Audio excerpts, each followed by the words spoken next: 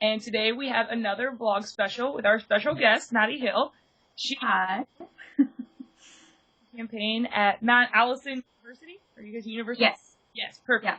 So, tell us more about yourself and the Get Real campaign.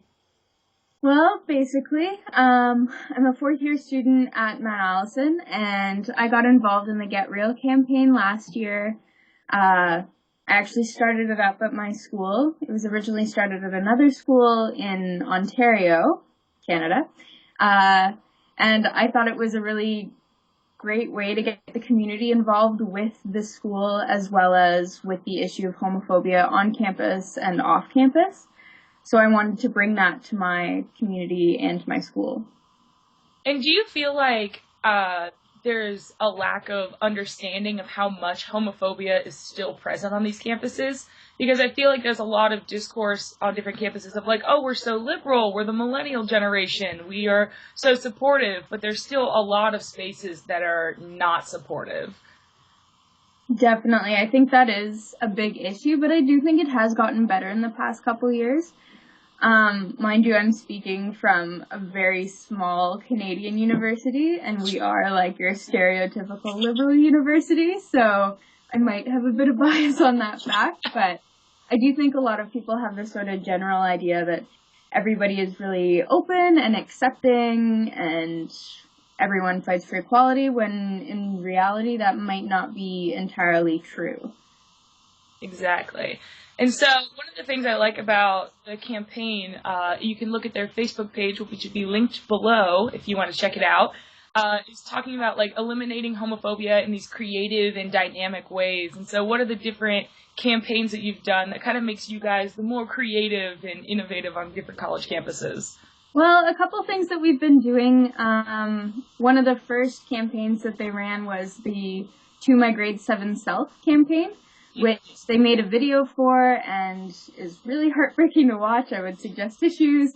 But it's basically people from all walks of life, from the LGBT community and from the ally community and from the complete other side of the situation, people who were bullies in middle school, talking about sort of their views on different homophobic slang terms, things that they might have used in grade 7, I guess just their general feeling towards the issue back then and how it's changed up till now, and how they've sort of altered their perspectives just by meeting new people, broadening, I guess, their horizon of, I don't know, going off to college. You meet new people, you get new experiences, you have new perspectives on things. So that was one of the first campaigns they ran. Other campaigns that we've been doing are the athlete campaigns. So sort of focusing on homophobia in sports, especially, well, maybe not especially, but sort of if you think of like male team sports and you think of like locker room smack talk, stuff like that, sort of trying to focus in on why homophobia is such a big part of that culture and why it seems so prevalent. So taking photos, and there's also a video on our website about acceptance of homosexuality within the sports community, and that was produced by the Western Group, University of Western Ontario. Excellent. Yeah, definitely the notes of my 7th grade self will be linked below. I was unprepared for how heartbreaking it was going to be. No. I was drinking my coffee and I was like, oh my god. Yeah. It's such a interesting take of like, I liked the spin, I think it even says on the website, of like kind of the It Gets Better campaign, but flipping it back on those people who were bullying other people and seeing how like heartbroken they felt that they had said such things. And I think that's so important because putting out those outlets and, on the internet, it's those younger ages that really help settle things. I mean, middle school is tough. I don't know anyone who had a really enjoyable middle school experience. I think we all had our awkward period then, and it's just... Exactly. And it can be such a damaging place when there's just, like, widespread homophobia, or even people not understanding the power of their words and not understanding using those slurs and what they can do to someone in the long run. So I think that's such an awesome campaign. But what I really think is cool is your use of the athletes in the different campaigns there. So why do you feel like sports in particular creates such a, like, homophobic space, and how can we begin changing that? What do some of the athletes say after they've been involved in the campaign? Do you feel like it really kind of helps get them more involved?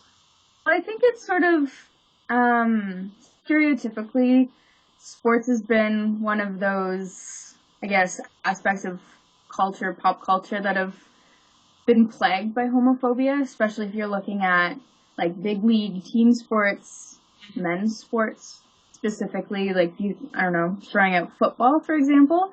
If you hear of a football player coming out to the rest of the world, it's like the biggest thing that's ever happened. And then, but you've got, like, Ellen on TV, and that's totally fine. And you've got TV shows where you've got gay couples or a gay character, and that's totally fine. But when a sports hero comes out as gay, that's not okay. That's, like, groundbreaking, which, I don't know, I guess the idea of the movement is to try and normalize homosexuality or the LGBT community, so that if someone comes out as gay, it's, like, no big deal. It's sort of as if I were to say to someone, oh, by the way, I'm straight, or whatever, or I have a pet cat. Like, it shouldn't make a difference either way.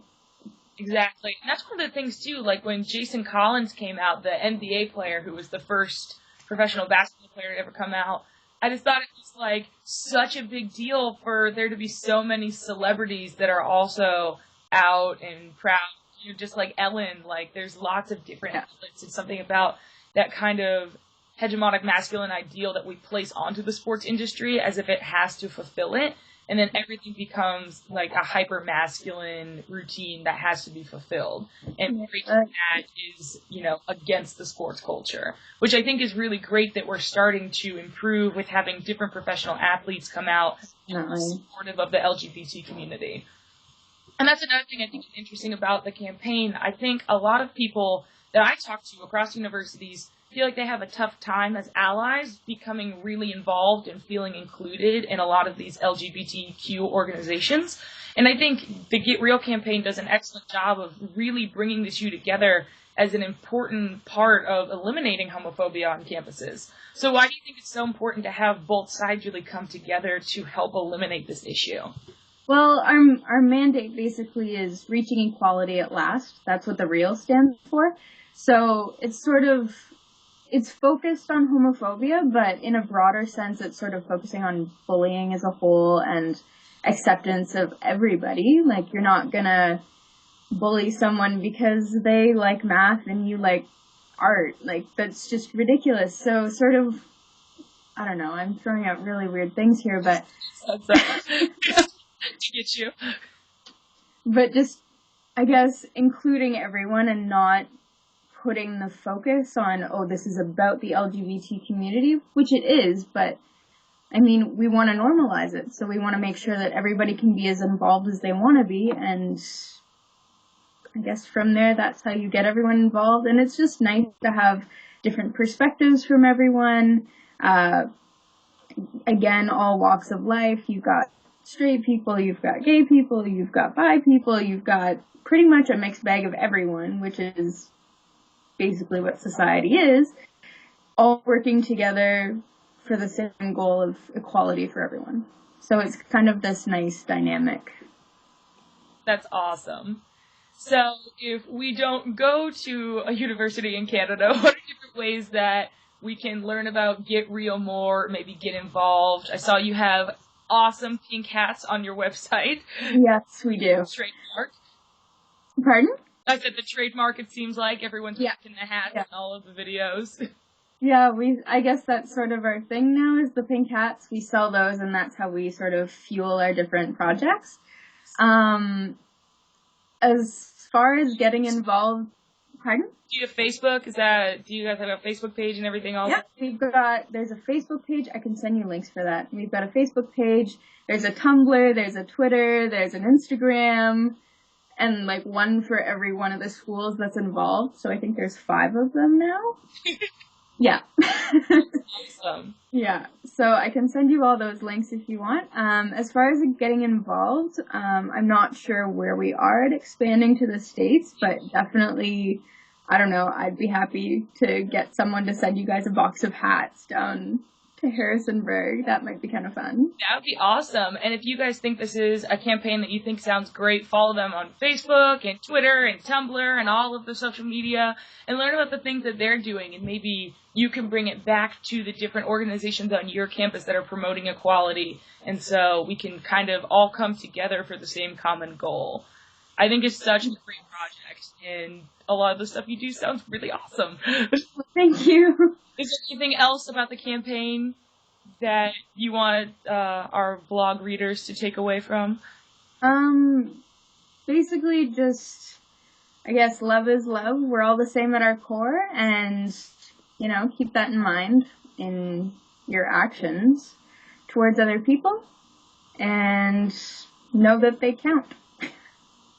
Awesome. Thank you so much for talking to us today. So, thank you for having me. Lady Like Sailor Mouth with Shout Out, JMU's source of feminist discourse, and we will see you next time.